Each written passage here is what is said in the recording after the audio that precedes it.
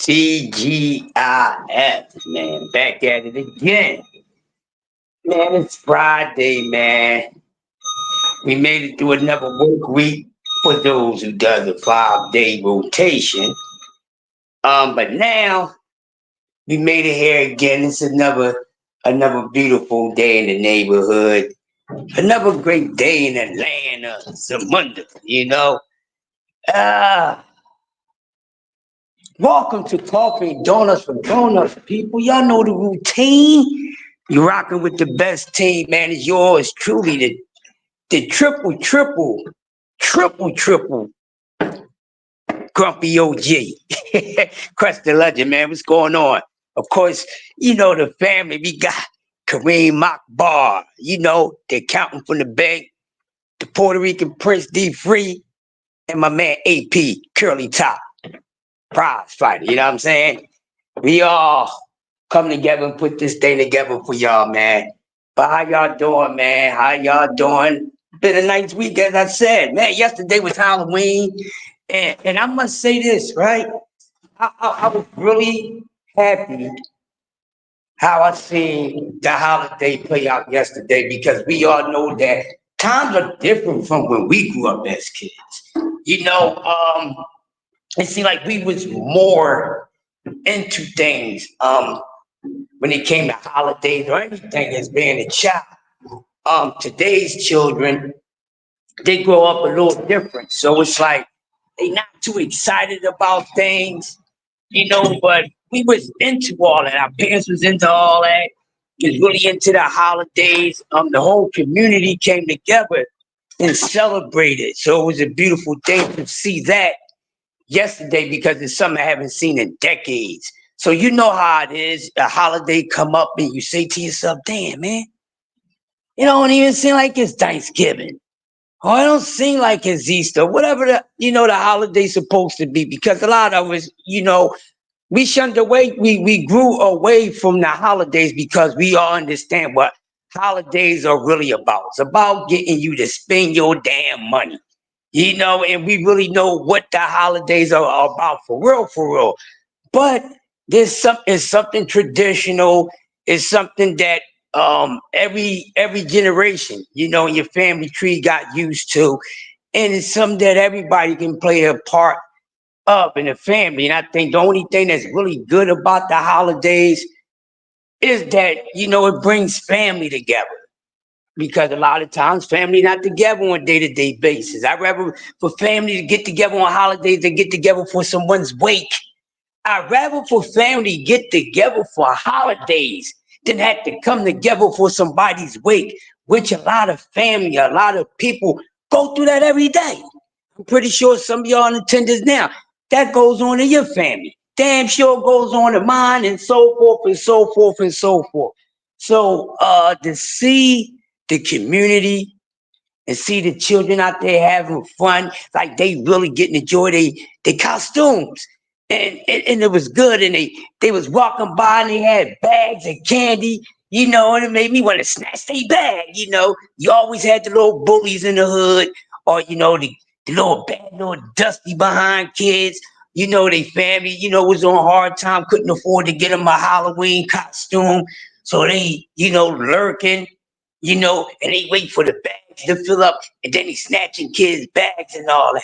But I wouldn't do that to the children. Yeah, I mean, the grumpy OG love the kids, man. The grumpy OG love the kids. You know what I'm saying? Love the kids. But it was pretty dope to see it.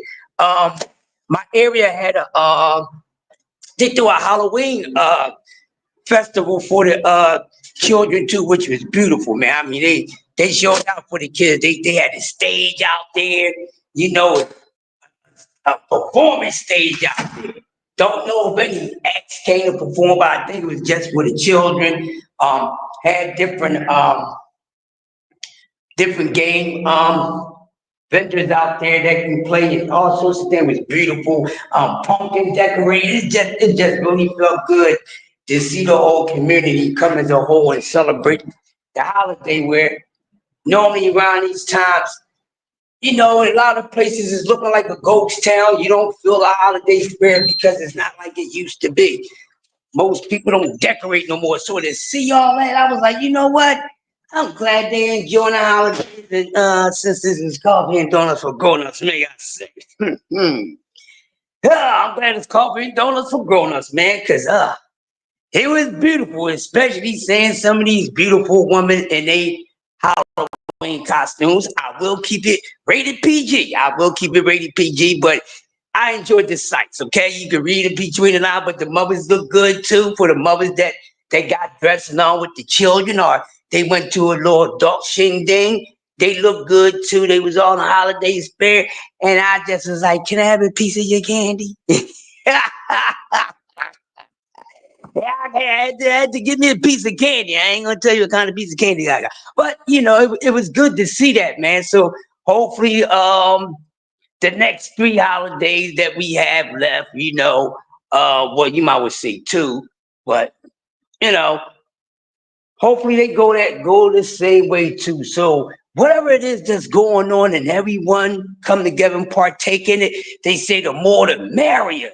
So hopefully things stay together like that, continue to be that way. And this is the message. You know, everybody, hey man, just don't reach out to family where something is bad going on. You know, try to even reach out to your family in between the times y'all do get together for holidays. You know, but it's just a message, man. Get out there and enjoy this life on this planet because it's very hard. It's very hard. All seriousness, it's very rough.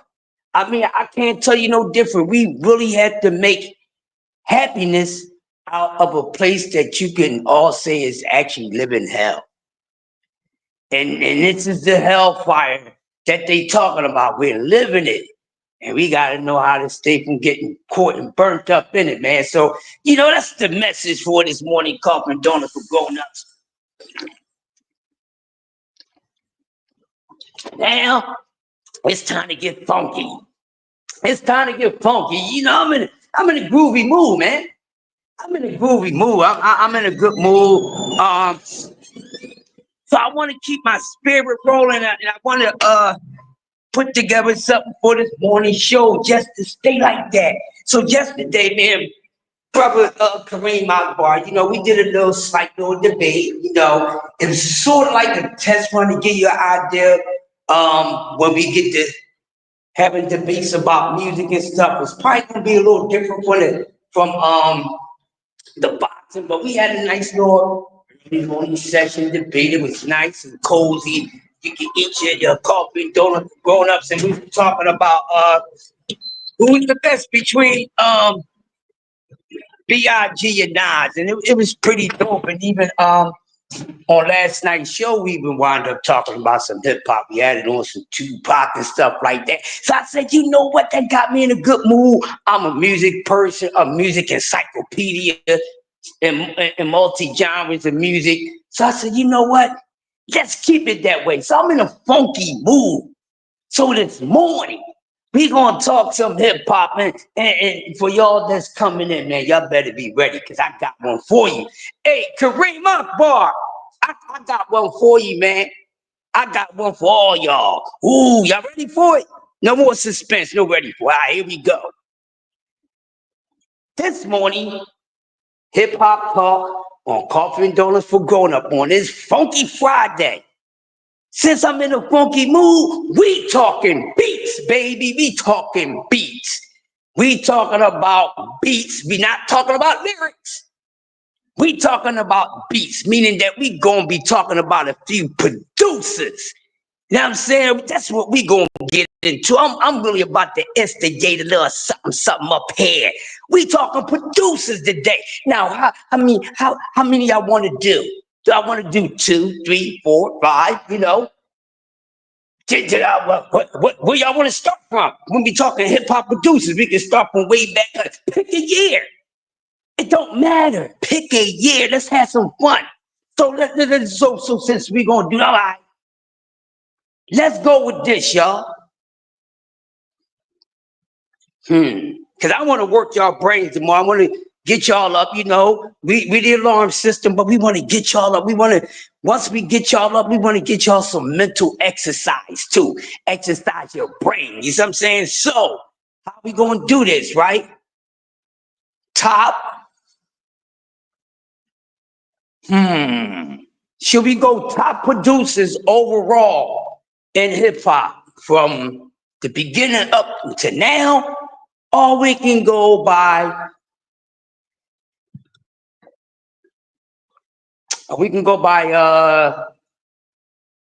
the years when he was out. So let's talk the top 5 producers in hip hop between the 80s and the 90s.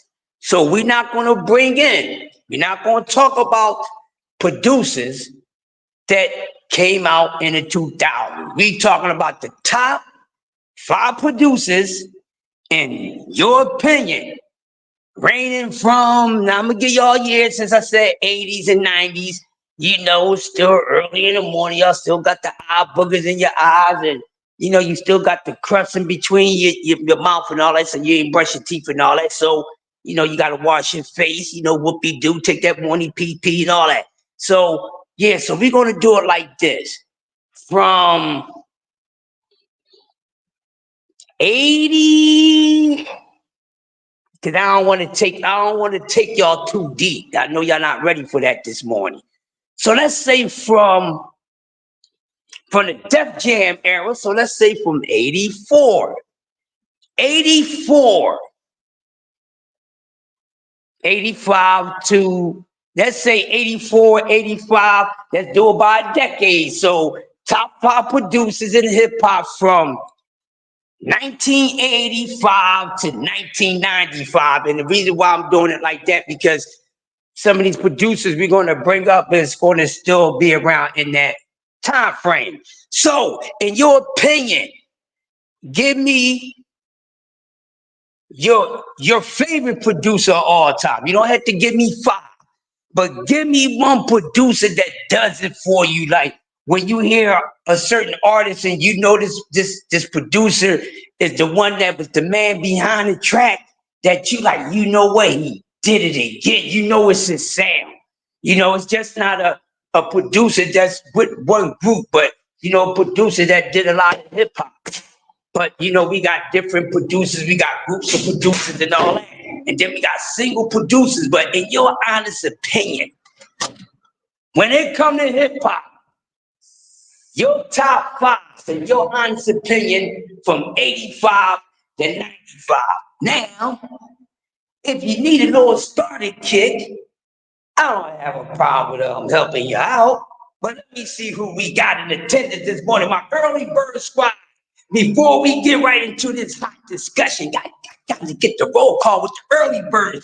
Yeah, at the top of the list, we got Kareem Akbar. You know, the accountant from the bank. Don't mess with it. We got the Puerto Rican prince, the master debater. Don't be a hater. D Free from DC in the building. We got Tim Layton, and he always on time. He ain't never late. You see what I'm saying? We gonna keep it going. We got DS3. Almost sound like EST from 3 times dope. What's up, DS3 in the building? Who else we got? We got Cash Sports, the box story. What's going on, Cash? Good morning to you, man. Who else we got here? We got everybody in here. And D Free already going, and I see the list already. And DS and D Free's the first. They said Crush, Dr. Dre, Primo, Ninth Wonder, RZA, and Philly's own Jay Dilla. D Free said Dre, Jermaine Dupri, Eric B, and Eric Sermon. Woo! That's what I'm talking about now. I like that. I like that. So I'm looking at what DS3 and D3 responded first. So, Dr. Dre. When Dr. Dre first came out with NWA in 86, 87, right behind, you know, right at the, you know, over here on the East Coast when Public Enemy came out. And salute the Public Enemy, man, because when they talk about producers, they don't bring up the Bomb Squad too much. the Ryder brothers. And so shout out to the Bomb Squad, because they brought a whole different sound in hip hop when Public Enemy came out. I like the list, and that's you know what? That's a nice one. DS3. So DS3 say, yeah, Primo, yes, Primo, Dre, Eric B, and Eric Sermon. Yo, you know what? I can't knock that, and that's a great one too. Because when you talk about those five that D3 is talking about with Dre, Jermaine Dupri, Eric B, and Eric Sermon, what a lot of people don't know, right? Eric B did a lot of great production work for a lot of your hip hop legends. So he just didn't do him and Rakim, and even with that first album. Now, I ain't gonna tell y'all what y'all should do with y'all list, but I'm gonna give you my five, all right? And we just gonna keep on adding on. I have, I got DJ Marley Marl, DJ Marley Marl up there from the Juice Crew. I got Primo up there. I got Trey. And my other two, hold on. I got Primo, I got Dre. Well, I say Primo, Dre, Marley Marl, and my last two would be my last Eric Sermon and DJ Pete Rock. So that's my five. I got Eric Sermon, Pete Rock, Primo, Marley Marl, and Dr. Dre. That's my five. So it's kind of similar to what y'all got going on. And like I said, we're gonna start talking about what D3 said first. I mean, so with Dre, Dupree, Eric Sermon, Eric B, like I said, Eric B did a lot of production for some of the early legends, just as well as Rakim. And he even got to work with some good and legendary R&B artists. And his production sound, Eric B, if you listen to him, and I know y'all, if y'all bring up Eric B, then y'all know how his production was. Eric B had he specialized in the synchronized bass line. Y'all understand what I'm saying? The synchronized bass line. That was his thing. So whenever you heard a track with a synchronized bass line, but it's like the bass, and he had a thing for using hi-hats a lot and snare drums in his beats. You know what I'm saying? He used to so Eric B was pretty dope with that. And he had a great era too, because he put together some crisp and clear production work, to whereas whatever the beat is and whatever samples is being used and whatever instruments being used, you can hear them. So that's what I liked about Eric B, because he was a bass line guy, you know. You see what I'm saying? Because that sound that he got with Rakim, especially on his second album, because that's where Eric B actually put his work in when it came to doing work for Rakim. A lot of people don't know. Marley Marl did the debut album. That's what I'm saying. I'm surprised I ain't got Marley Marl on there, but there's nothing wrong with that. I'm not gonna knock nobody's stuff. But yes, he was the one that did the production work on Paid in Full. So Eric B for president. I know you got Soul, Paid in Full, Ain't No Joke, Microphone Field. That credit go to DJ Marley Marl. To where Eric B only did his own scratching cuts and stuff, and he did one or two things on there. But Eric B got his shine when Rakim came out with the second album, Follow the Leader. Now, that's when you heard the sound difference in between the two. If y'all notice, right, the sound and production between the first two albums that Eric B and Rakim had, Paid in Full and Follow the Leader, if y'all notice, the beats changed, but they was pretty dope. So you see how Marley had, basically, like, you could tell he was using, the MP 1200. Marley liked to use the beats. He's going to give you that. He's going to give you that. You see what I'm saying? And but when Eric B did the production for Rakim on the Follow Leader album, like I said, it was a whole lot of synchronized bass when the bass it's just a continuous bass. It ain't like the bass is being played and it's being plucked and everything. It's just a like that's how you follow leader. And you hear that, and you hear that just riding right through there. Tommy Hill in the building. JBT. We just don't talk boxing. We talk everything. We talk hip hop. We talking about the top producers. Top 5 producers in your opinion in hip hop from the 80s to the 90s. That's what we talking this morning, baby. We talking music. It's Friday. We getting paid, and we gonna be broke just as fast as that. But yeah, he had an awesome sound. I like that about Eric B. So he really started putting his work down. Follow the leader. Then he as far as some of the early artists out there, he did Eric B. After he's put his thing down. And everybody seen what he was working with on Follow Leader. He did stuff with a lot of the early legends. He did a little bit of work with just about everybody. So Eric B is pretty much dope. Yes, so yes, he's top 5 also. But let's talk about, like I said, Dr. Dre. Dr. Dre came with that sound, which they call the West Coast sound. The West Coast sound. Okay, what was the West Coast production like? Okay, West Coast, what they the producers and shout out to Dre, they were big on funk. You see what I'm saying? They was big on funk. And I mean, so was the producers in the hip hop period. But when you look at it, when you break down the East Coast and the West Coast and what the producers, how they was putting their things together, of course the East Coast was down, but the East Coast used more like James Brown. They use more like James Brown. What else the East Coast used to use for as sampling? James Brown. They used a lot of the funk bands, but like the earlier ones. You see, besides JB, you might have heard some Ohio players, things like that. But when it comes to the West Coast producers, they really took that funk sound sample to another level because they specialized in that too, which a lot of funk, especially P-Funk, the sound. You know what I'm saying? Where everything is on a one. You see what I'm saying? So when you hear Dre's production, you can hear he sampled everybody in funk.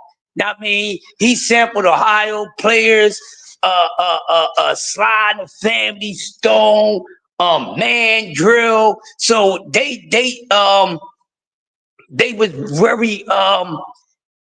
very wide. Ray and the rest of the West Coast producers is very wide. So they would look for the funk music with the deep bass and everything. So they was more like the East Coast is like they sampled the early funk with like I said, with James Brown, and you had the Wilson Picketts and all them. Whereas the West Coast, they use more of the bands. You see what I'm saying? So that's why you hear a lot of band stuff and stuff like that. And it was dope. So when NWA came out, we not talking about the lyrics, we talking about the beat. We ain't talking about the MCs today. We just talking about the beats. It was pretty dope. You see what I'm saying? And they was hitting. Now, Eric Sermon got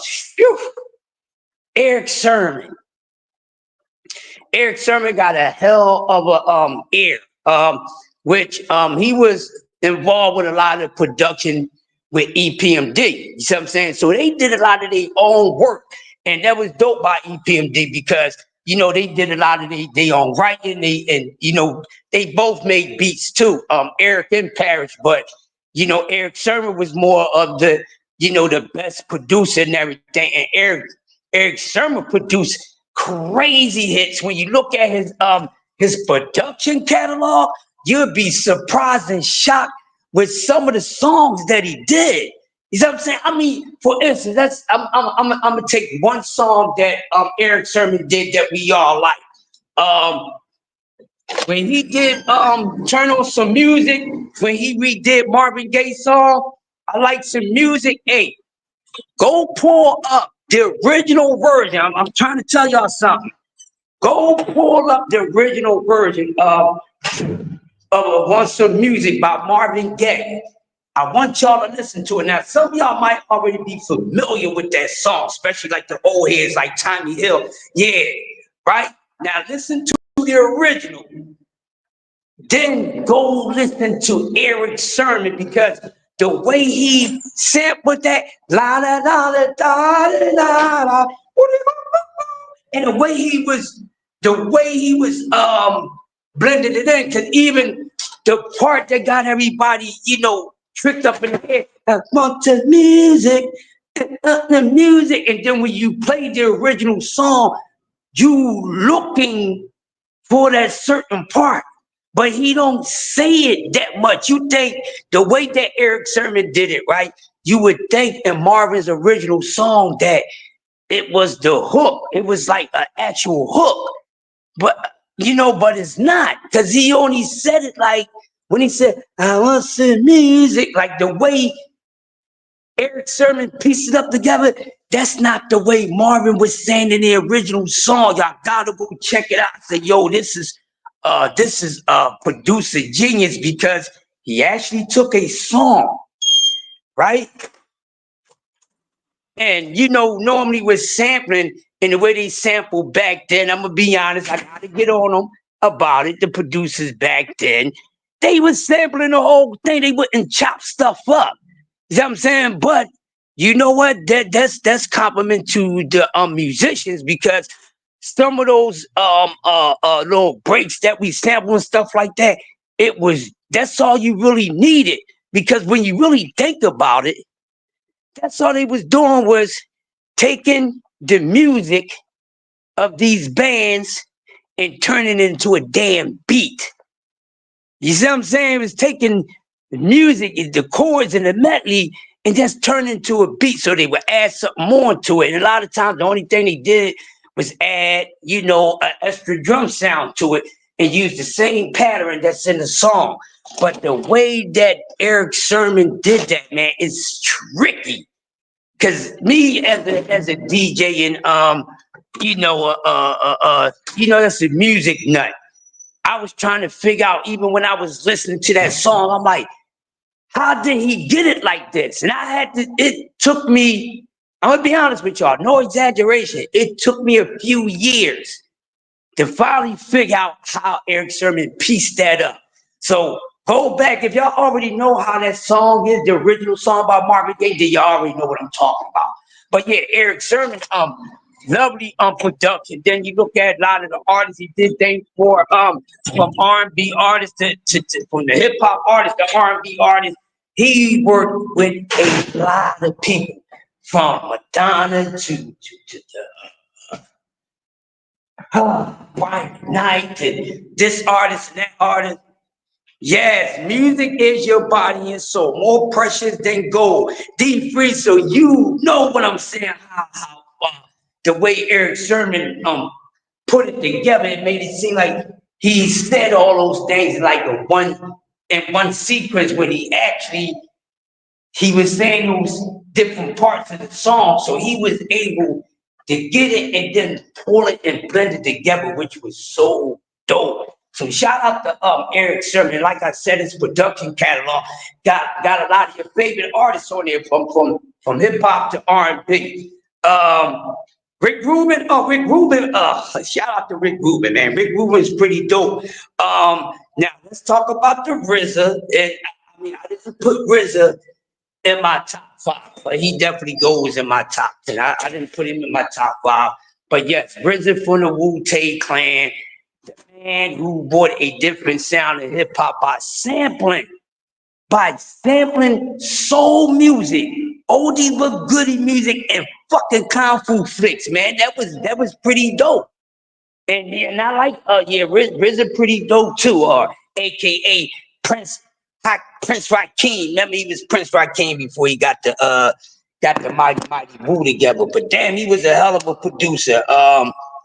Look at the Wu-Tang sound. He brought a whole new sound to the ears of hip hop fans, man. That was pretty dope. And he also did a lot of work too. But yeah, right now, Tommy, we ain't that far yet. It ain't Kanye time yet.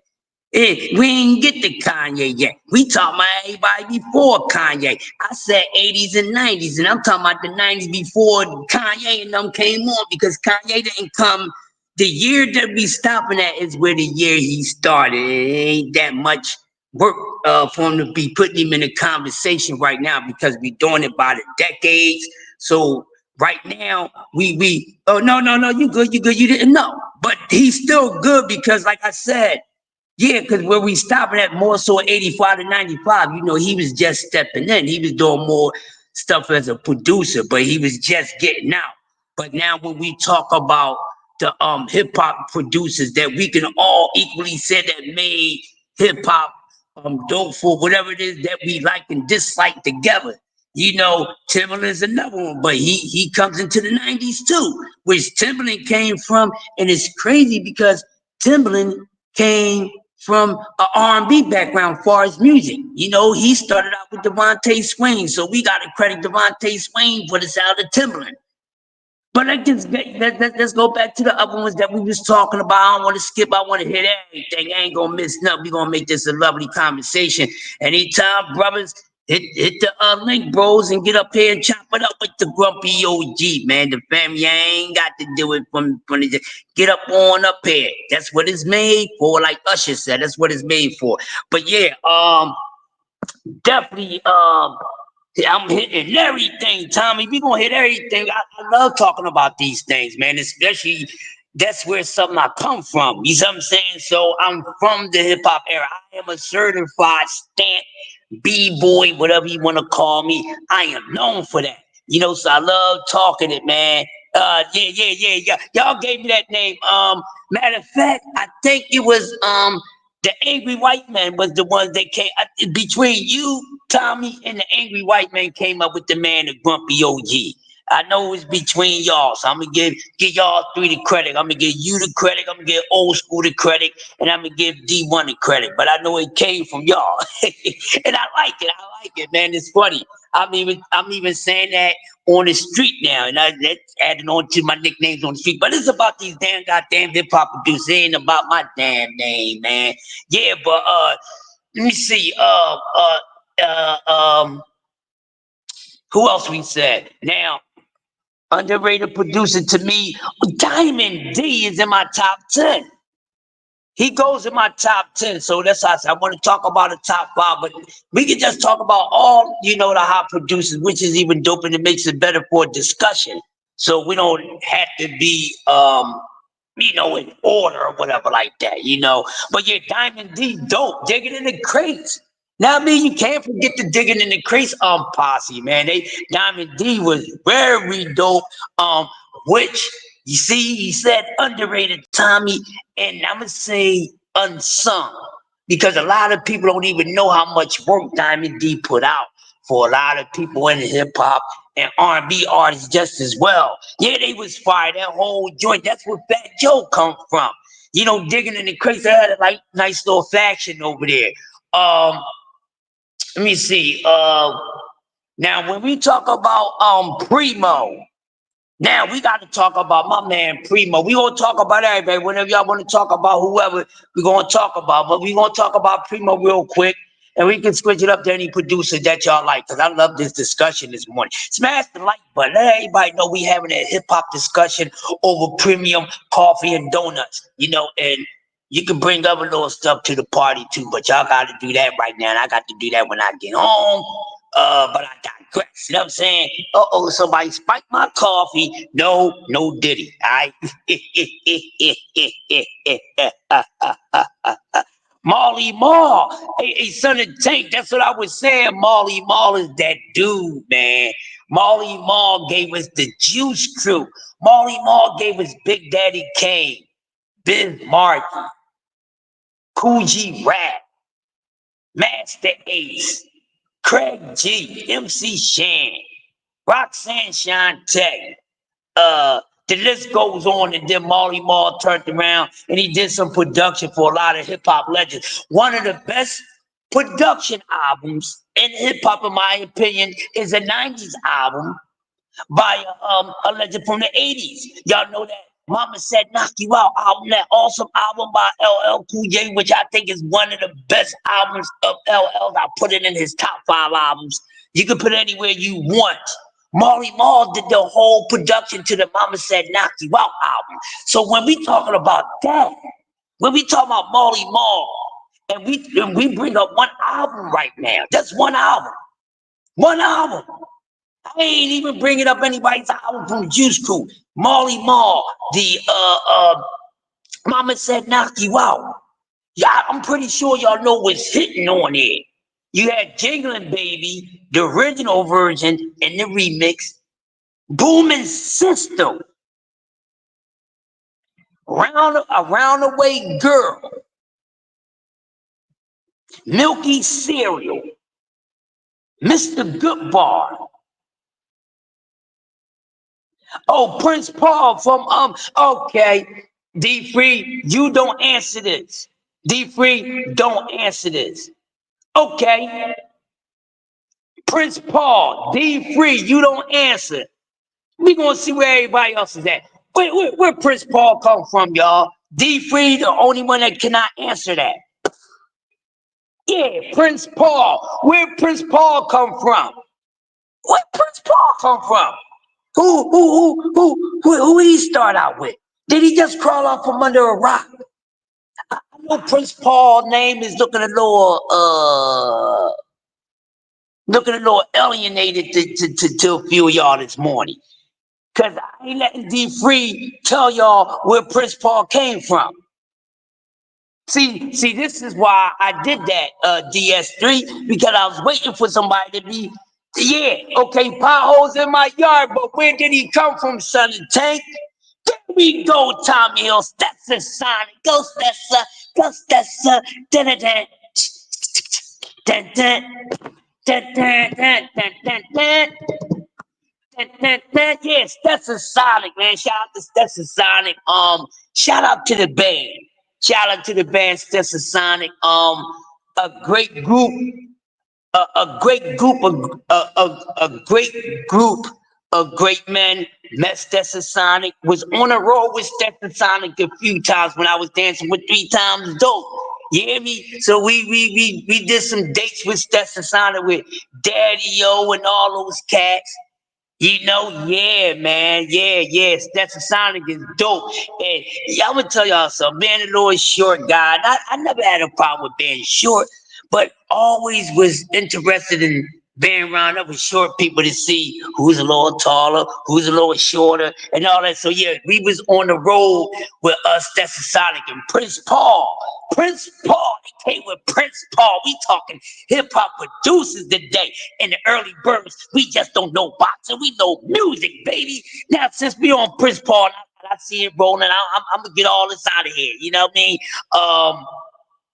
Prince Paul. Who else is he responsible for? We know he got down with, he looked out for De La Soul, but who else is Prince Paul known for? Wasn't Prince Paul somewhat a part of the Wu-Tang affiliation? He was producing a couple cats, a couple factions over there in the Wu-Tang gang. You know what I mean? Yeah, Prince Paul definitely dope. Stetson Sonic, they from Brooklyn, New York, bro. DS3, they New Yorkers. Big Daddy Kane, yeah, yep. Yeah, Big Daddy Kane, that was smooth dude. Kane even started doing light work production. And it was pretty dope.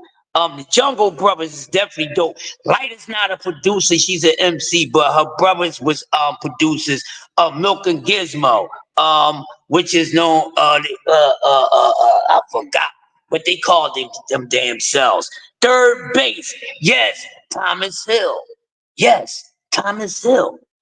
MC Search, shout out to Search.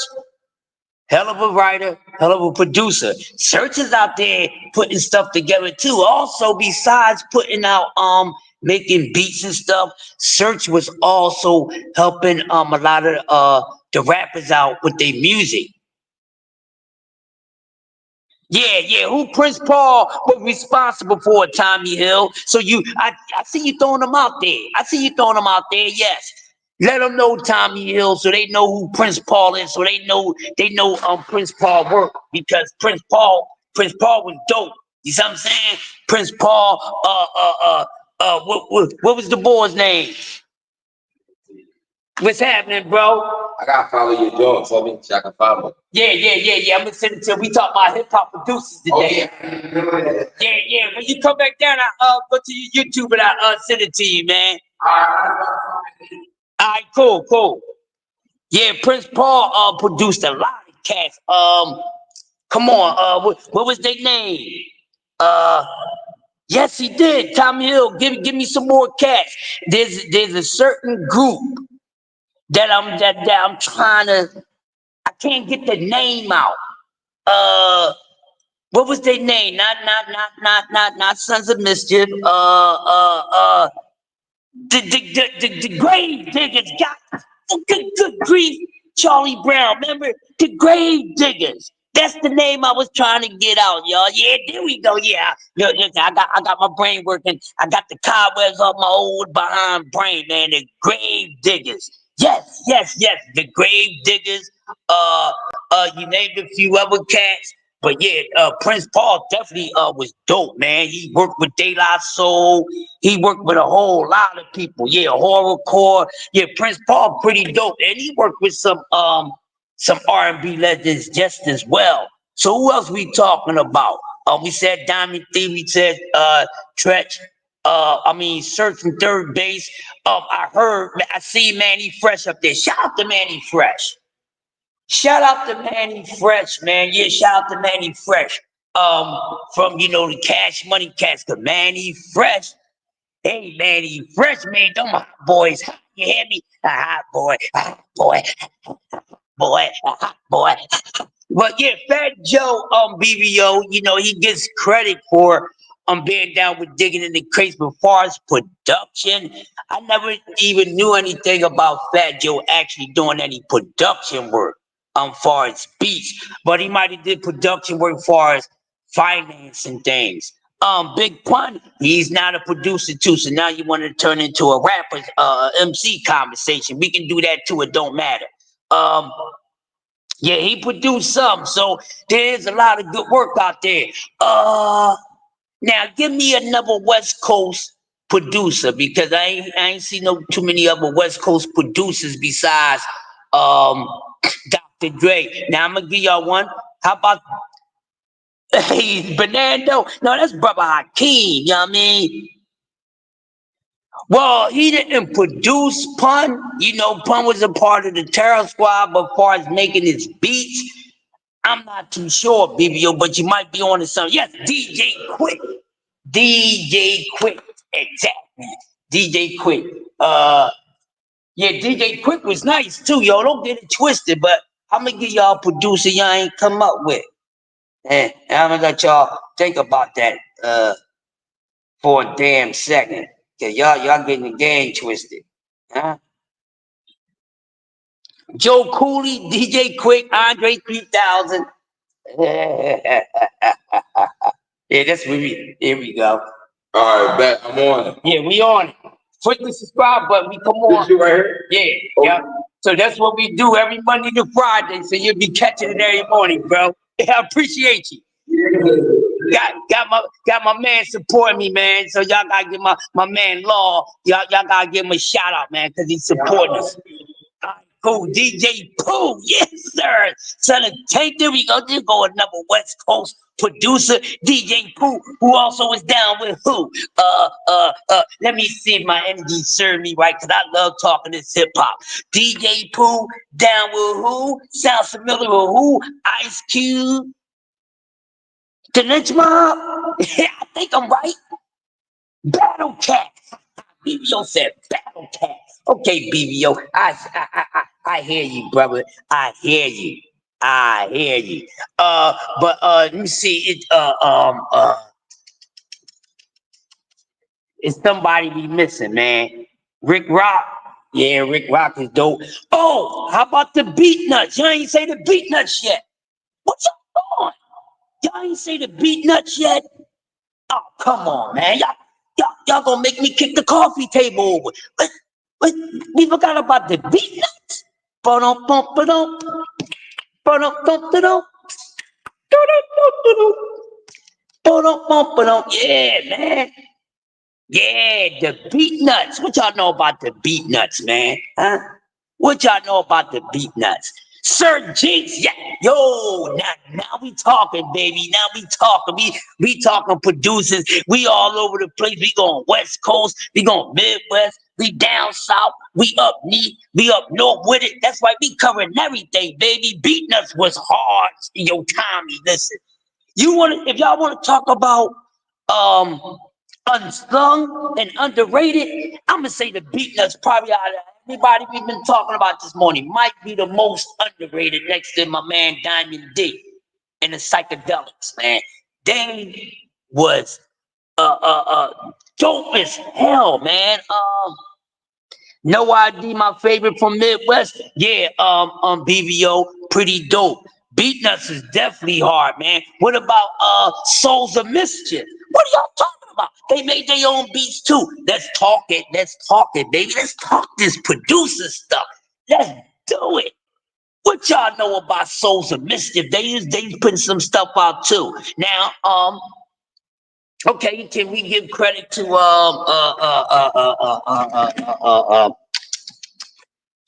let's say Track Masters? They was pretty dope. Track Masters. And since we brought Timberland up, Just Blaze, subject, Just Blaze,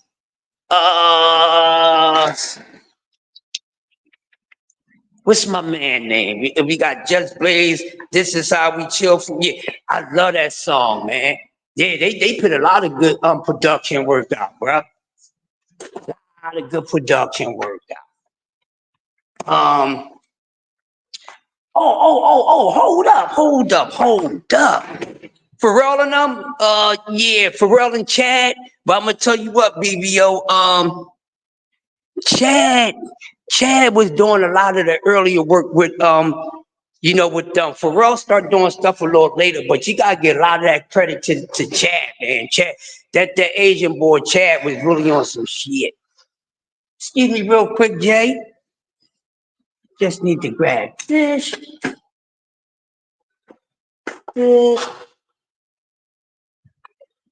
Yes. What's my man name? Yeah, Pete Rockets, man. Pete Rock definitely soul brother number one. And yes, I'm good.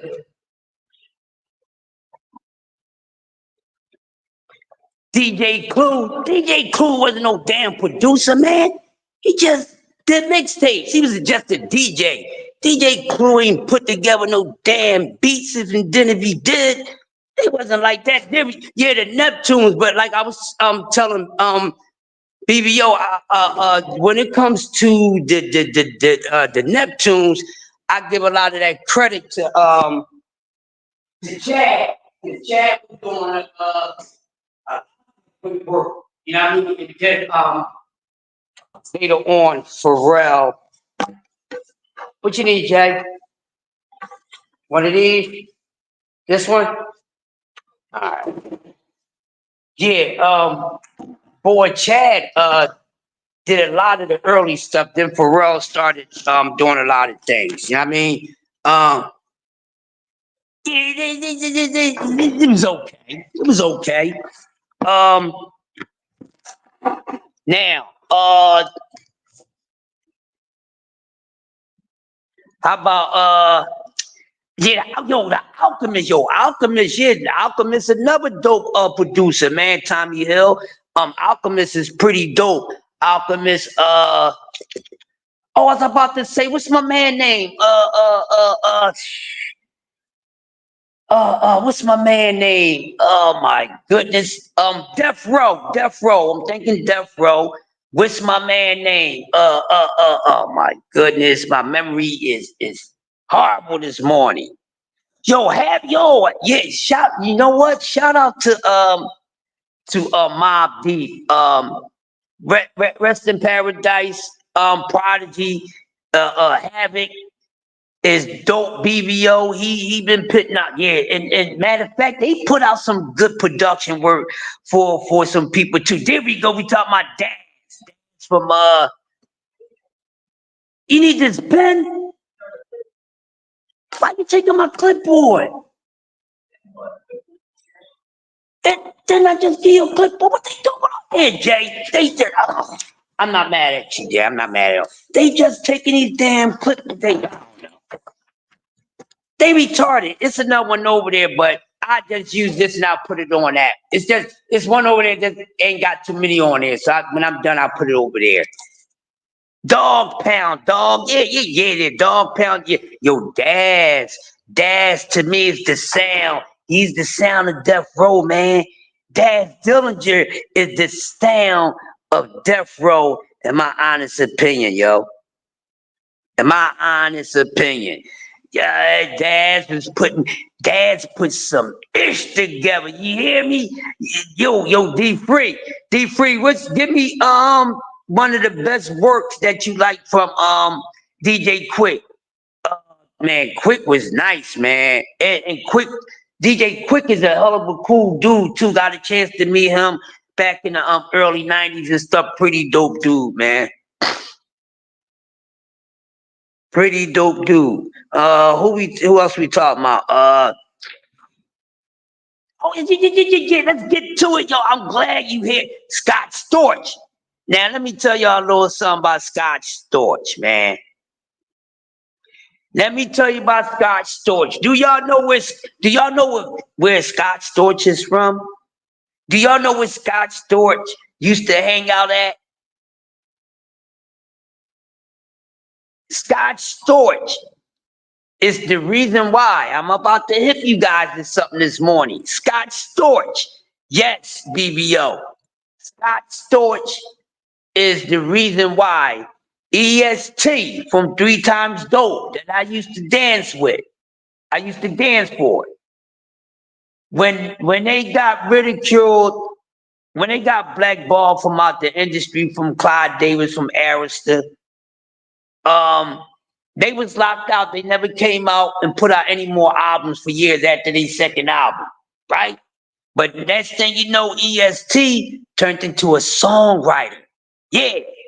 And Scott Storch was hanging out with the Roots. He always was here in Philly, even though he actually from Jersey. But Scott Storch used to come over here to Philly and come to the hottest hip-hop spots. And that's how everybody got to know him. And he was a dope-ass B-boy. But when Scott Storch started getting rolling in the industry, he was a big fan of 3 Times Dope so much that he reached out to EST and said, listen, man, I want to help you get some money back in the industry. But since y'all got blackballed from the industry, frozen out, from Arista Records, I can bring you in and help you do some production work with writing. So Scott Storch is the reason why the EST from 3 Times Dope has writer's credentials. Yes, writer's credentials. He wrote for Brian McKnight because of Scott Storch. He wrote 3 to 4 songs on Beyonce's debut album. Y'all ain't even know that, did y'all? Don't y'all know Me, Myself, and I was written by 3 Times Dope, the man that say funky dividends, the guy that I dance for. Yeah. So Scott Storch, dope with beats. And like you said, where was Scott Storch went at? He added some fire to wherever he went at. If it was fire already there, he added more fire. If it wasn't, then you became fire. He added some more fire to Death Row. Scott Storch was blowing up everywhere when he was doing work. Said MC8 was one of DJ Quick responsible for Quick. Yeah, MC8 was one of DJ Quick. Yeah, that is true. That is true. But yep, he started out with the Roots, but we know Roots, they love to play the instruments and things like that. But Quick is real nice. You hear me? Production sound, and he good on the DJ inside too. And he good on the DJ inside. He's like a Quick is like a trilogy. You know what I mean? He's like a trinity. He can rap, he can DJ, and he make beats. You know what I'm saying? Who else was pretty dope with production when it came to music? Who would be responsible for the sound of the Dungeon Family? Oh, CeeLo Green is a hell of a producer. Yeah, we got to talk about these Southern producers too now. Shit. You know, the South came along, man. The South came along and it was on. So every producer that was responsible for the sounds of the South gets nothing but major flowers from me because the South started snapping. Beats by the pound, yes sir, BBO, beats by the pound.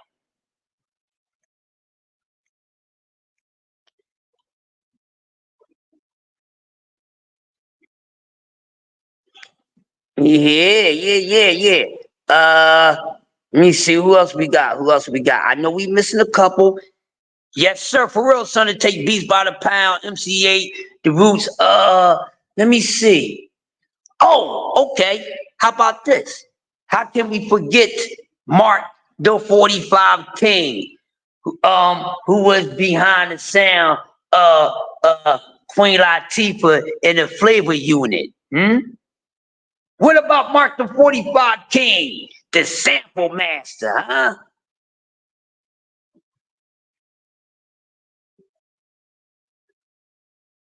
David Banner, yeah, hell yeah, that's what I'm talking about.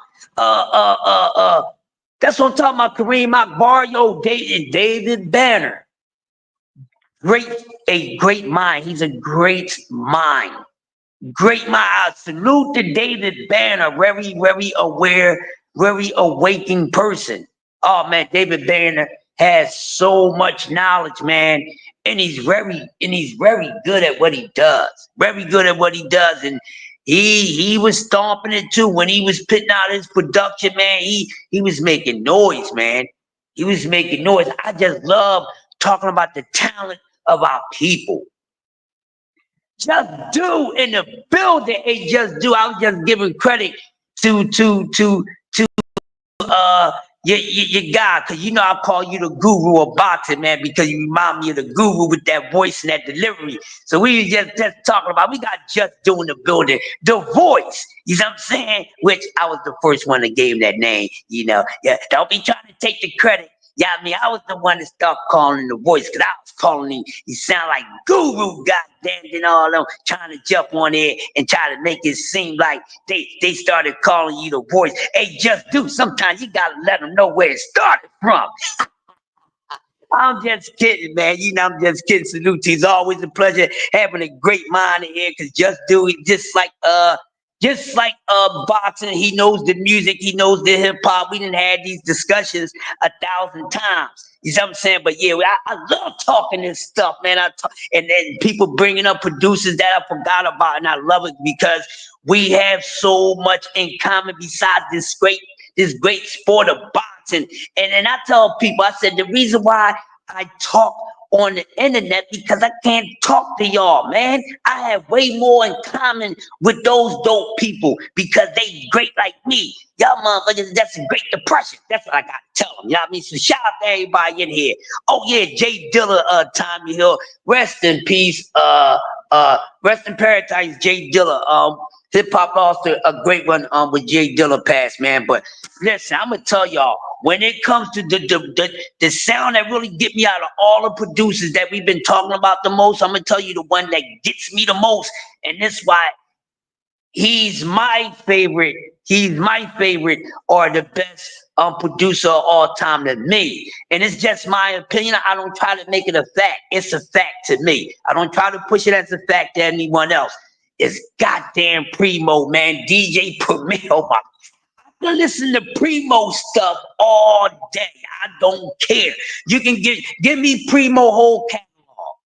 of everybody he produced, I'm going to listen to him, man. This dude ear for music is nuts.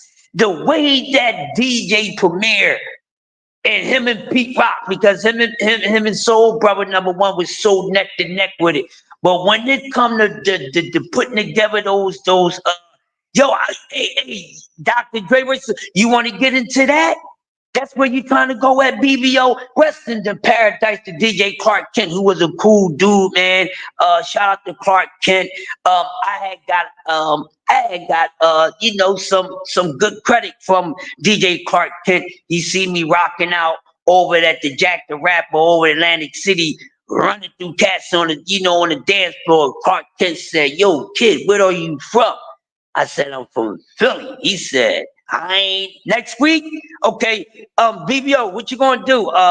Put the day, what day we gonna do it. All right, so we're gonna start doing these hip hop debates along with the boxing debates too. All right. So we working on something that we're gonna be bringing to, and we're gonna be doing these debates on Coffee and Donuts and doing the evening show. So come on through and enjoy the debates. Come a part of this music debate. We will be doing music debates on BBO TV. Like I said, we're gonna hit y'all twice as nice with it. We're gonna bang y'all in the morning on Coffee and Donuts and Grown Ups in Time when we ain't talking about boxing during the night show during the week. We're gonna bring that up. So put that out there, BBO. We start something else, and everybody can join and jump in on that. I love for great minds to come together and we rattle each other's brains up, and it's so dope, man. So shout out to everybody this morning, man. Q-Tip is nice too. Yes, Q-Tip is dope, man. Yeah, Q-Tip is dope. Q-Tip is he definitely been around some of the best producers. So yeah, definitely. Hell yeah. Let me see. Let me see who else we got. Mr. C, but he found Biggie and 50 Cent. Mr. C being a DJ, yeah, well, you can.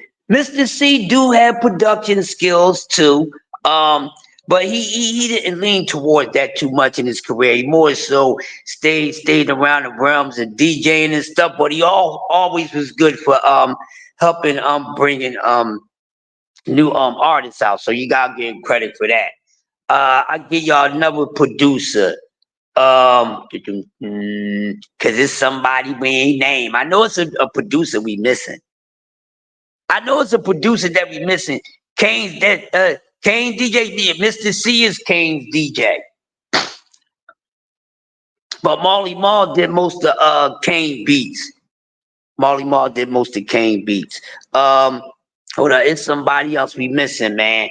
It's another producer from the South who I'm trying to get their name out. It's another West Coast guy too. It's another guy from the South and somebody else from the West. I'm trying to get them together. Now I know I said CeeLo Green, but it's another one from the South that I'm missing.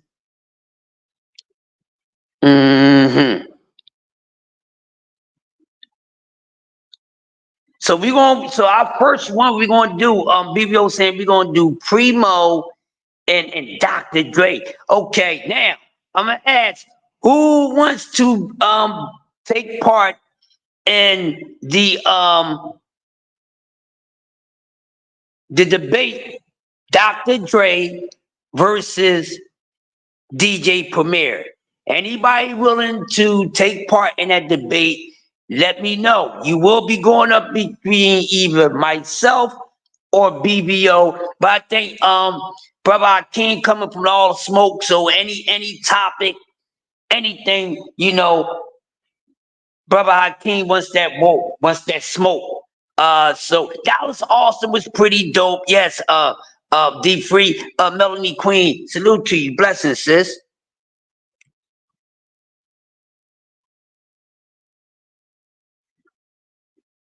Mm-hmm.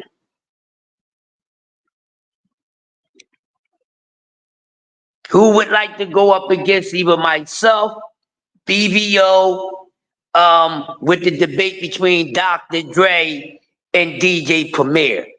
Now, I think you should. I think you should use somebody different between the both of them, BBO. But that is a we can still twerk that. You might get somebody to step up and be like, we can make that a good debate. I probably would have did Primo and Pete Rock, but BBO is saying Dr. Dre and Primo. Anybody? Any participants? If not, we'll just do the damn debate ourselves and y'all just come through. Cause I can start some stuff right now with that. Okay, who y'all got winning that debate? Yeah, D-Free, we already said Prince Paul.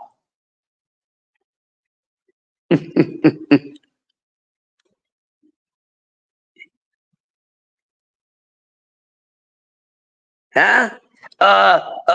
Rico Wade? Who Rico Wade? I don't even know who Rico Wade is. Melanie Queen. Crouch? Who Crouch, D-Free?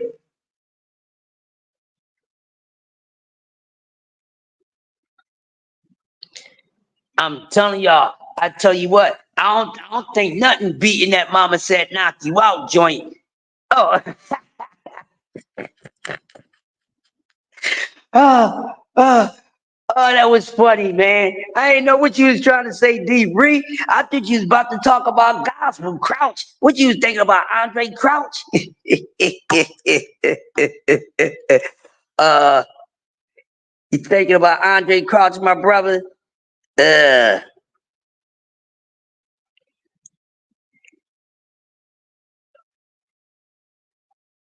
right, so I guess since y'all scared to go against BBO in this debate, I guess me and BBO will be going head to head with Primo and Dr. Dre. Okay, who you taking?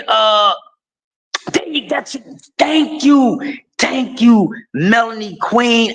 Thank you, Melanie Queen. Thank you. Oh, you driving? Thank you, Melanie Queen. Melanie Queen, you heard me, but like, I'm trying to remember who's responsible for the Dungeon family and all on. I've been saying it for a minute, and that's his name. Rico Wade. Okay, I couldn't remember his name, Melanie Queen, but thank you for bringing that to light. Dope production. Man, listen. Dope production. Listen, that Dungeon family hit hard. Dungeon family hit hard. Y'all hear me? I think they the best. In my opinion, don't sue me, people from the South. All right. To me, that Dungeon family, the best production squad for me that represents the South. You can't. Hey, I ain't driving right now, but somebody about to drive me crazy. I know these people outside in my damn plaza making all this goddamn noise, driving me crazy. I'm about to go out there and tell their asses they got to go. Those Dungeon things, oh my God, man. Oh, them dudes. Oh my God, man. I love the work that the Dungeon family put in, man.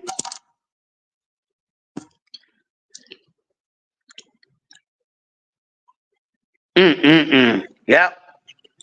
They made noise. They made a hell of a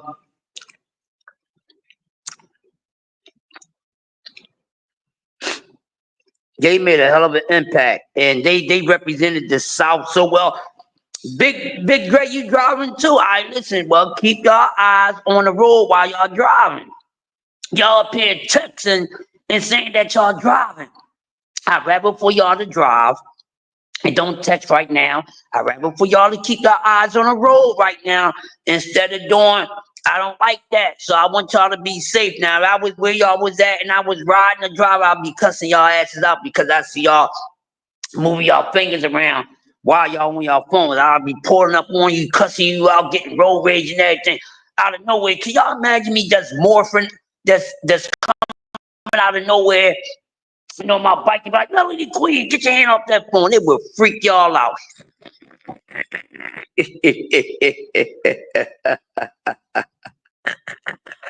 Oh man, that would be so funny. Hey, like, oh goddamn me, question popped up out of no question. How you? That would be fun. Okay, you just parked. Okay, all right, cool. I'm glad you parked. D3, I'm used to doing that. Yeah, I'm used to him doing that. Don't mean I still want him to do it, but I'm used to him doing. Dre, you be careful too. You pull over to the side when you want to start doing all this stuff, man. I'm dead serious, y'all. I'm dead serious on that. I'm dead serious on that, okay? Because I don't want y'all to get hurt in a car accident by being on your phones. My favorite is like a little pimp. That's your favorite BBO? Like a pimp. No, that joint hit like a pimp. Yeah.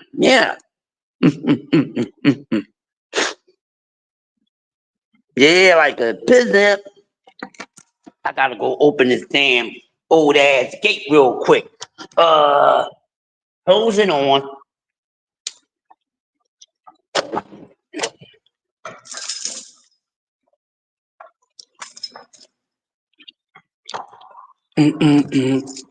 My man Stanley running late this morning. All right, see my man running late.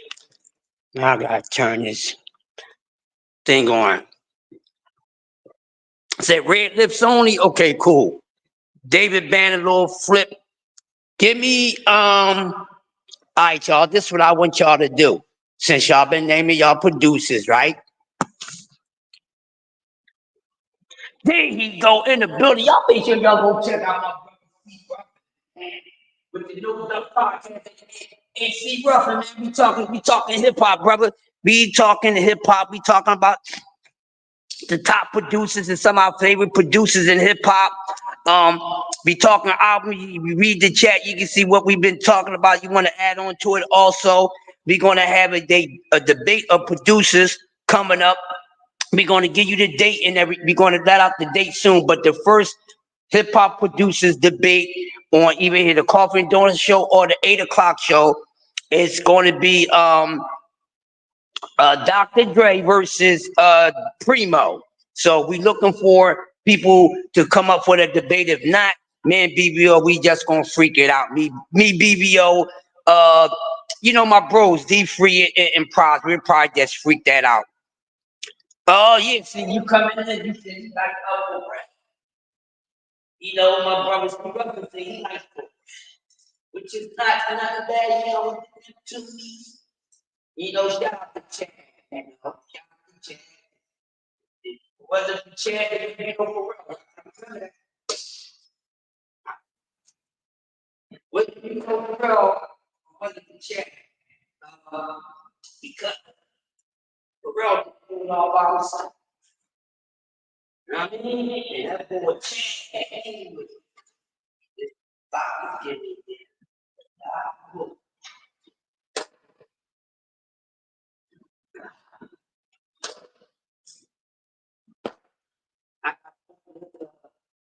Medieval gate, medieval gateway of the damn son. You know, you got nothing in the circuit of awesome. Yeah, it is Jonah.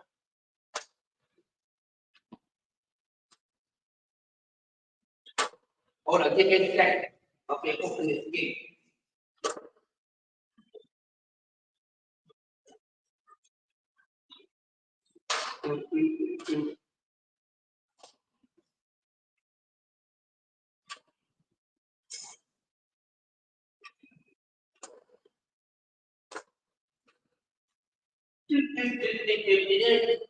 BBO, come on up, man.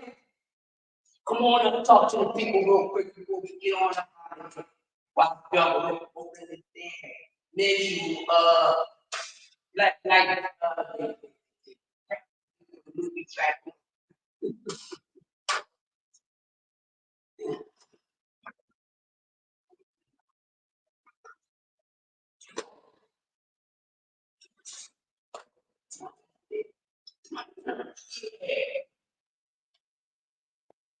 I think about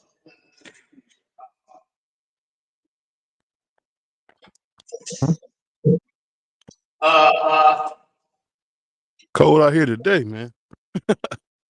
yeah, I'm up here struggling with this medieval gate, man. I'm gonna take a picture of this gate so y'all can see this crack, man.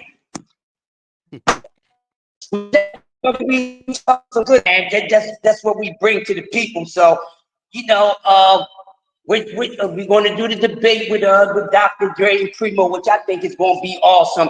It seems like a lot of people scared for that debate, so you know we're going to have to do this thing, man. We're gonna have a good time with it. We definitely going to have a good time. So just decide what show you want to do it on. You know, our morning show or the evening show. It don't matter. It's going to be lit, man. But I'm gonna tell you something. The Dungeon family is my favorites from the South.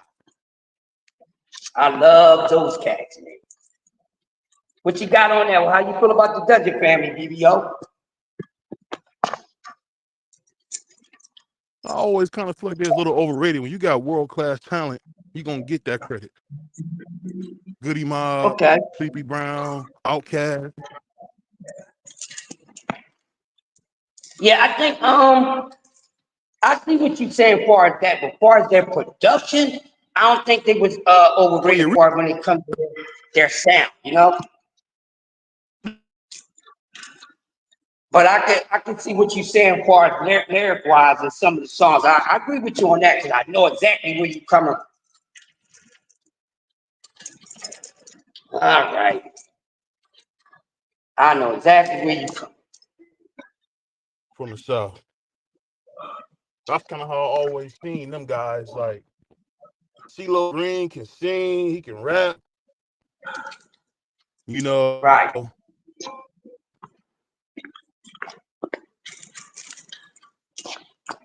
Yeah.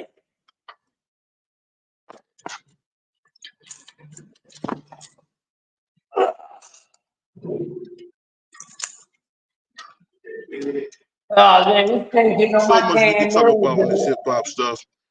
Salute to my man Clarence. Salam alaikum. Salim Ramadan. Yeah, I just was gonna unlock the gate. I ain't gonna unlock? Nah, it's acting foolish right now.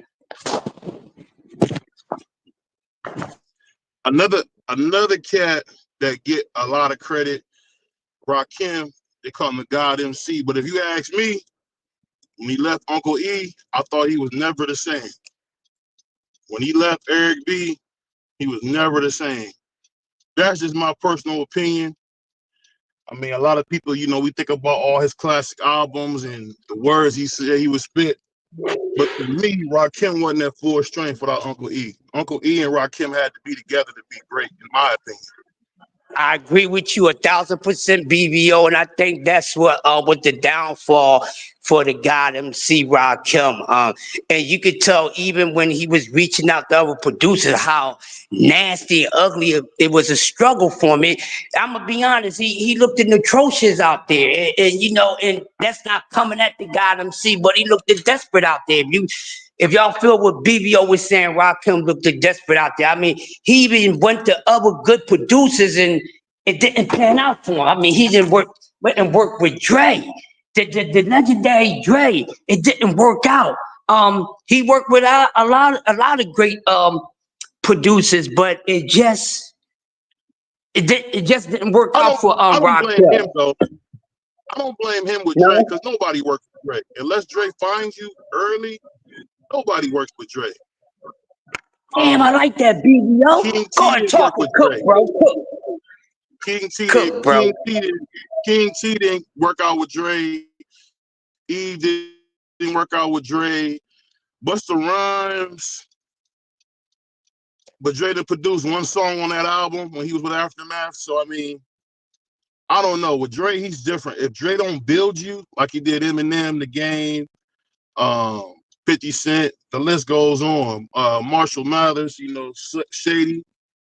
I mean, if he didn't build you, I hate to say this, but Dre really get a lot of credit that he don't deserve. That's another cat who had world-class talent.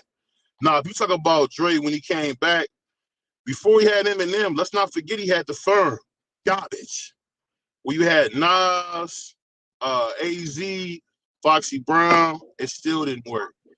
Dr. Dre really, I'm gonna just be honest with you, Dr. Dre is a good producer, probably one of the greatest, but unlike Primo got better when Guru left.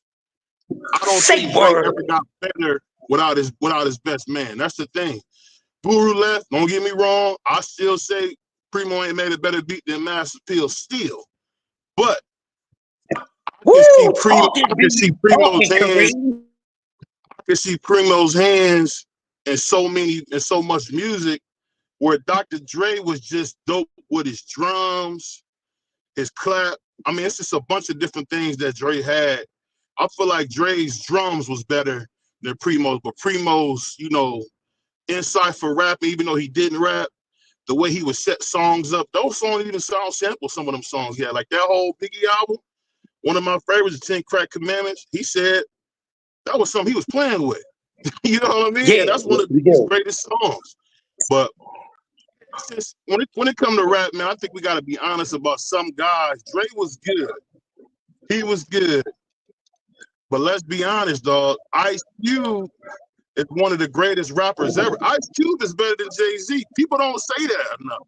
Ooh, wait, hold up, Kareem. Hold up before you go any further. Listen, y'all. Did y'all hear this? Y'all about to get some shit. We said we coming for that #1 spot, and y'all see what we cooking up on. Continue, Kareem Akbar. We cooking, baby. I think the thing y'all missing too about Ice Cube probably had the longest, other than Drake, nobody's been like Drake. Let's be honest. Nobody's been like Drake. Drake is a doggone alien. Ice Cube had one of the longest primes in rap history. He did his thing with NWA, did his thing on his own politically, did his thing again in the mid-90s, came back. And some of them albums he dropped, like the album in 2008 with Keith David on the narration, dog, people don't realize Ice Cube probably got a case for being the God MC. A lot of people don't say it because he's not necessarily, you know, he's a man. You know, he's not an industry guy who gonna kind of bend to their will. He's not gonna be the fly dude. You know, he's been married for years. He gonna live a certain way. And I think that's why he don't get his credit. But I'm gonna be honest, you heard it here first. I think Ice Cube got a case for being a God MC, because you can't even tell me the last Jay-Z album that moved you as much as this album that Ice Cube just dropped. And I think, I'm telling you, Ice Cube, man, he just don't get a lot of credit because he's a boring dude, hustler, underground. But he was the first one telling you about them dirty business practices. He was the first one telling you.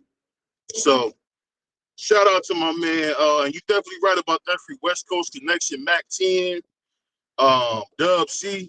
People don't. Another cat that don't get no love is Mac 10. Mac 10 can rap. And another dude I gotta bring up, Big Trade E from the East Siders. Big Trade E, one of the best rappers ever, man. If you ever listen to Big Trade E on them East Sider albums, he's washing Snoop. It's not easy to watch Dog, man. He be watching Dog on some of them albums, man. Like, they got a new EP, Trade E, it's the East Siders. They back. I believe Dog owns Death Row. I could be wrong, but I think he does. I'm telling you, y'all get a chance. Put that East Siders album in, because that boy Big Trade E be going crazy, man. Like, he rap like a traditional rapper, but he rapping that West Coast stuff. Right. Salute to my man Juan, early in the morning. Juan making the bed, making the bacon and egg on the road. Shout out to my favorite Juan, man. In the house. What's up, Juan? We got Juan in the building, man. But I like what you said, yo. Go ahead. You cooking, man. You cooking on some stuff. You said some stuff in all hip hop discussions and debates that I've been in and listened to for decades. I ain't ever hear nobody hit the way that you just hit, brother. And I appreciate that, because you know I am hip hop. So when I hear somebody that's really telling the truth and they not being biased, I love it, man. I love it. We talking hip hop. We talking top producers and all that. We ain't talking boxing today, man. We talking all that. BVO letting us know what was the dilly for real with a lot of producers. They overrated, underrated, unsung, all type of stuff. So that's what we doing. So we adding something on new. We gonna start doing hip hop debates. So it could be actually the reason why we gonna start doing these other debates. I'ma say it for this family. We tired of whipping people behinds on everything else. We tired of whipping y'all behinds on boxing talk. You know, we just be smacking y'all around like rag dolls and stuff like that. So we want to give y'all a chance to win it another way. But I wish you luck. I'll tell you this before we get out of here. We only hearing about it now. But Uncle Lee, you know, one half of the legendary Eric B. and Rakim was going to be the head of Death Row East. And if you guys understood from what I heard from people that lived in New York at the time, Death Row East was such a movement. Even Big Daddy Kane was about to be down with him. See, I give Kane credit because people don't understand Kane is only 1 year older than Jay-Z. People don't know that. He only, 2 years. He about two or three years older than Jay-Z. That's it. That's it. Well, let me see. Kane is 56. Jay-Z 55 or 54. Matter of fact, he only a year older than Jay-Z. Yeah. So just think about how how they set the game up to where you would think somebody is not a certain way because of their age. And that's the only thing I hate about to me. They call it rap, you know, they call it rap or hip hop. I always call it rap. But man, I hate the whole ageism thing where a cat can't do his thing because he's too old. That's garbage. That's garbage. Yeah. You know, shout out to LL Cool J. I heard LL Cool J do an interview, and I got to be honest with y'all. I understand why he was the man of that time. I get it. As soon as I heard him talking, I just was like, you know, because my dad, I'm going to tell you something funny that I like about the old school. So my dad one time had got mad at a dude. And I said, what happened, Dad? He said, the man was ice grilling me.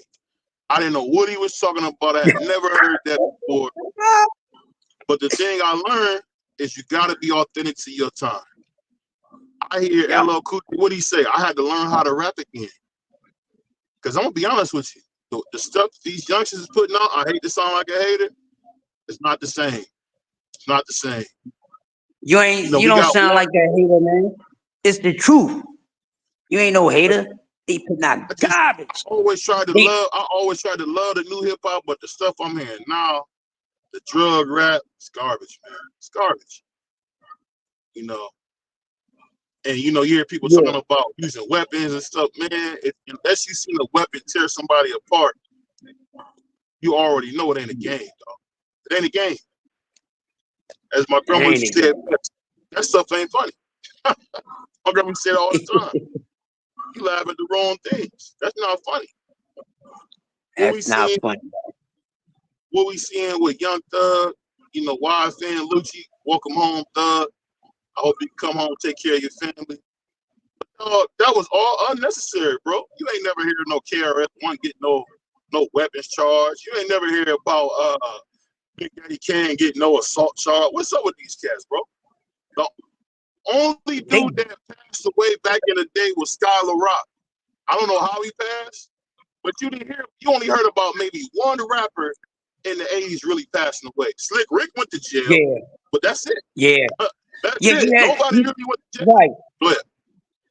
I'll give it to you real quick, BBO. What happened to what unfortunately happened to Scott LaRock? Real quick, Scott LaRock being the person that he is, always being you know, the person that breaks the mold with his drama and things like that. D Nice got into a rumble with somebody. Scott LaRock went to go break it up. He wound up getting killed. Long story short. That's why, you know, some people don't like D Nice because they say, he got killed in the hood. You know it, Clarence, and you probably know the story better than me, but it was behind D Nice getting into a fight with somebody, and Scott went to go, you know, be the moderator. You know, to end it all, he wound up getting shot, man. And so hip hop lost a legend because we didn't get the experience enough for Scott LaRock. We only got the experience criminal minded, and Scott LaRock as a DJ and as a producer, had so much more to give. And shout out to Boogie Down Productions, who came out the gate doing their own beats. Terrence One and Scott Rock was doing their own sounds, doing their own beats. So yeah, it's a very touching situation. So the way that you naturally feel, I understand you. So now you know the reason why what happened to Scott Rock, unfortunately. Yeah, I agree with South Point. the sad thing about that, and I don't want to take nothing away from the teacher, man, because we all love KRS One. The real blueprint, the one Hove drop, the real blueprint. I feel like KRS One didn't get his shine because he didn't have his DJ, man. People don't realize that Little Kim didn't do what she's supposed to do because she didn't have Big. Sometimes it take a team, man. It take a team. Like when people talk about Bad Boy, they don't realize they really talking about Mace because Biggie passed away early on, and when he left, what happened? No Way Out. You had Biggie and Mace on that. Biggie, Nas, Bass, Cam wrote No Way Out. And you will never, and I'll put it like this: say what you want about Puff, the industry still had an album like No Way Out, bro.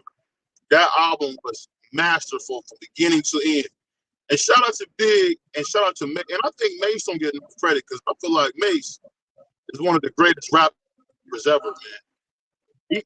Mace is. I wouldn't go that far with it, BBO. I don't think I would put him on the greatest real quick. Go ahead, bro. You got it. No, I'm gonna say this real quick. Go ahead, you got it.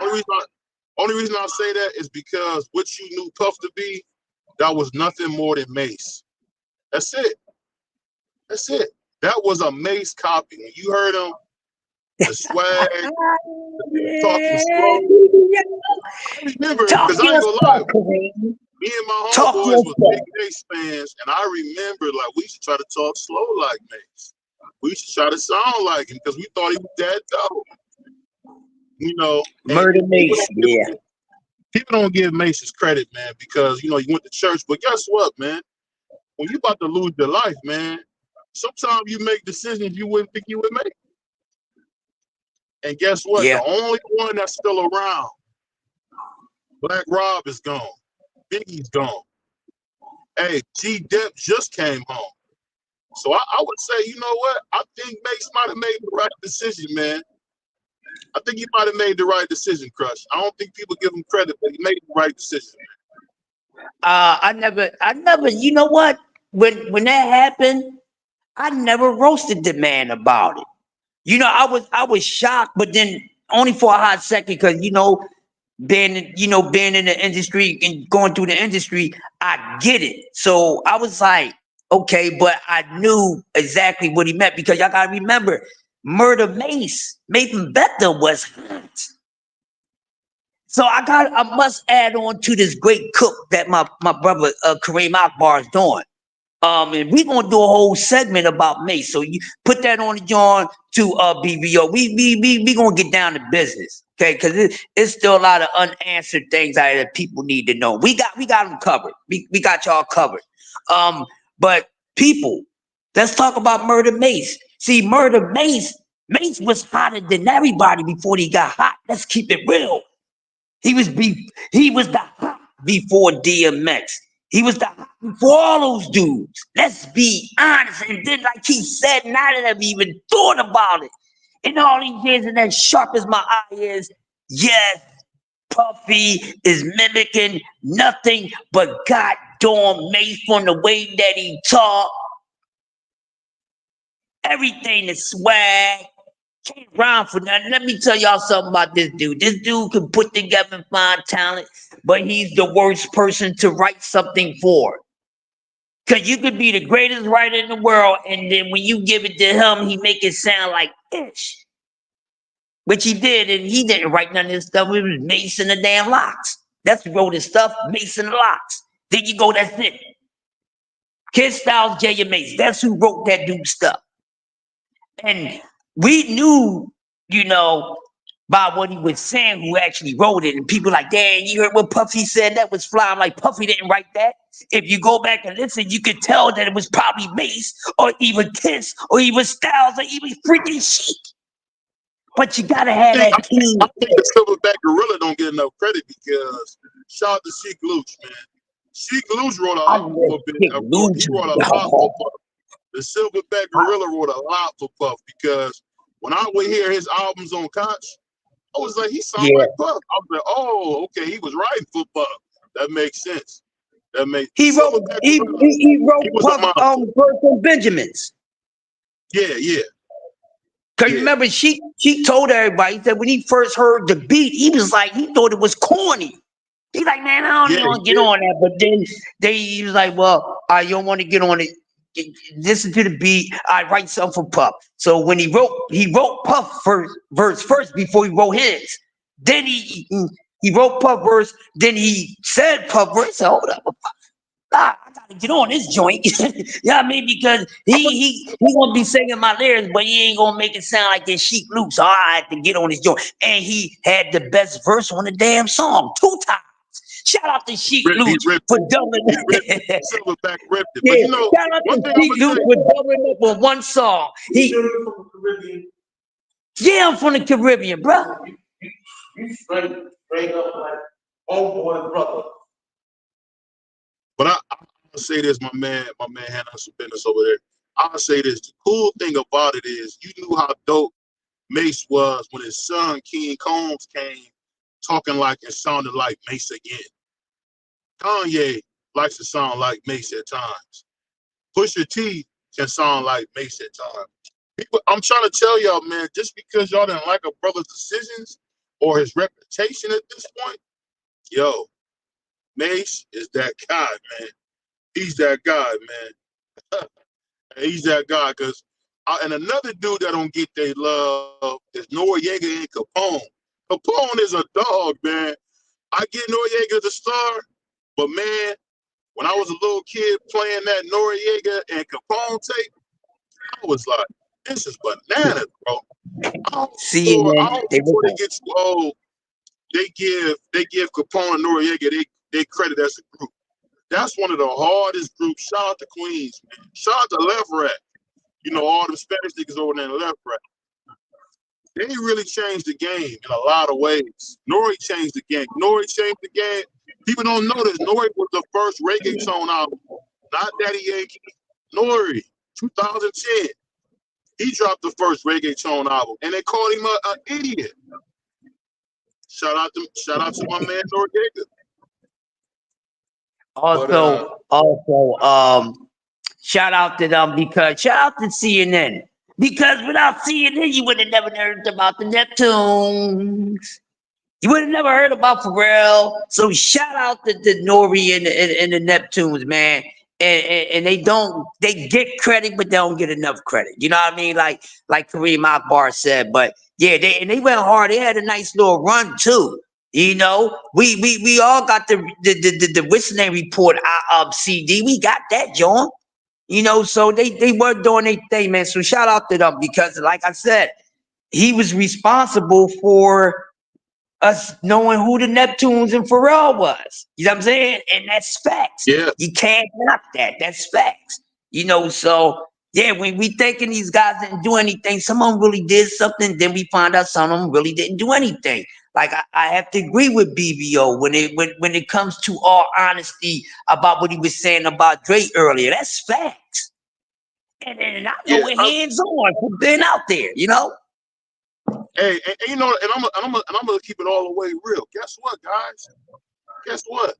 Your production's only as good as the man rapping on it. It's that simple. Say it. You know, say what you want. Say what you want. Every last great Primo song just about is a Gangstar song. So shout out to Guru. Guru don't never get his credit. Shout out to CL Smooth. I know him and Pete Rock don't get along for whatever.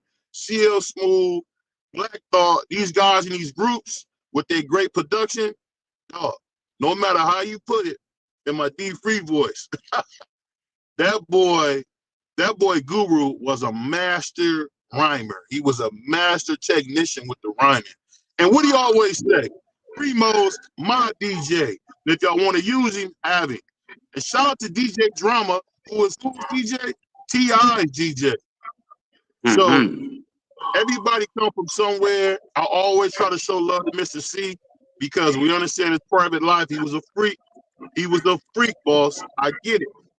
But at the end of the day, the first time I heard on the radio, I listened to that with the old dude Ebro. First time I heard 50 Cent How to Rob was because of Mr. C, man. Again, he was a freak, boss, but he could really, really find talent. You wouldn't have heard of Biggie Smalls if it wasn't for him. And shout out to Biggie Smalls, man. I know they always call him Notorious B.I.G. That was some cornball stuff. He wanted to go by Biggie Smalls like that movie, Let's Do It Again. You know, starring the legendary John Amos. That's one of my favorite movies. What do you say? Your mama took clean them $10 house? Yo, you're gonna make me watch that for my since it's my Friday, so I don't necessarily have to go to sleep when I got, I'm gonna be woke anyway. So once I get done with the early shows, man, I'm gonna watch that, man, before the afternoon shows come on, man. I actually gonna go back and watch that. That is a classic, man. You know a show to watch? If you ever want to watch a good blaxploitation, put on Boomtown with Jim Brown. Or my favorite, Black Caesar with the great Fred Williamson. Fred went crazy. Yo, Fred was off the hook. That's the real Nino Brown, Fred Williamson, man. But it's your boy Kareem Akbar, brother from the bank. And I'm in here with my man Nino, aka the Grumpy OG.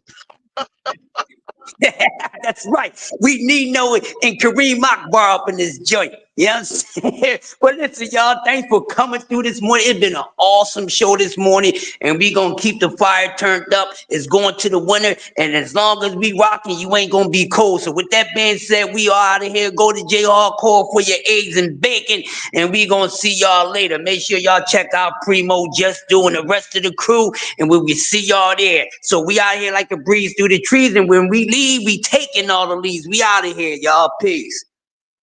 Hey, and I gotta say this before we go, man. Rest in peace to Drama King, bro. Rest in peace to Drama King. I don't know how we forgot about the Drama King, K. Slade. Shout out to K. Slade. God bless him and his family. Shout out to because Clark Kent, man, that's a heavy loss, dog. That's a heavy loss right there. Yeah, that's heavy. That's heavy. Man, just like BBO's doing, go to the doctor, bro. Go to the doctor. Clark Kent had preventable colon cancer. That was preventable if he would have went to the doctor. Go to the doctor, y'all. I don't care what y'all say. If you don't want to listen to him, don't listen to him. But for your general health, take your behind to the doctor, man. On that one, we go. Peace. Peace.